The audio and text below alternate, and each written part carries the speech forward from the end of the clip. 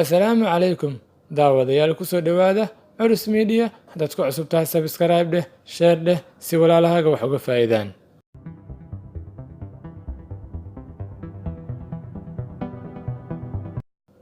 Fiidiyogeena maanta waxaan kaga hadlaynaa 5 hab ee kuu fududayn kara inaad wax kasta barato. 1. Akhri waxa aad rabto inaad barato inta aadan seexan ka hor. Maxaa yeelay daraasado la sameeyay waxaa lagu sheegay in qofka marka uu habeenkii seexdo dib u dhis lagu sameeyo xusuusihiisa. 2. Akhri Qur'aanka sidoo kalena isku day inaad ciyaarto halxiraalayaasha ama xujooyinka. Maxaa yeelay kuwan waxay badinayaan fikirka maskaxda iyo shaqadeeda, waxayna keenaysaa in ay wax kasta qabato oo ay diyaar u noqoto wax kasta inay barato. 3. Baro luqado kala duwan si aad waxyaabo badan u akhriso.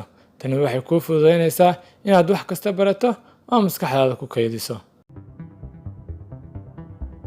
4. Wax kasta oo aad rabto inaad barato sawiro oo muuqaal ka dhigo si xusuustaada uusan uga tirmin. Maxaa yeelay maskaxdu waxay xusuusan ogtahay muuqaalka marka lala barbar dhigo qoraalka. 5. Baro fikir la'aan oo laga wado wax kasta waxaa ka qaadataa macnaha guud. Maxaa yeelay maskaxdaada waxay saacado yar ku qabanaysaa wax badan, sidaasna waxay kugu fududaanayo inaad barato wax kasta oo maalin aad ku fikiraysay in aad barato. Intaas ayaan kusoo koobaynaa fiidiyogeena maanta.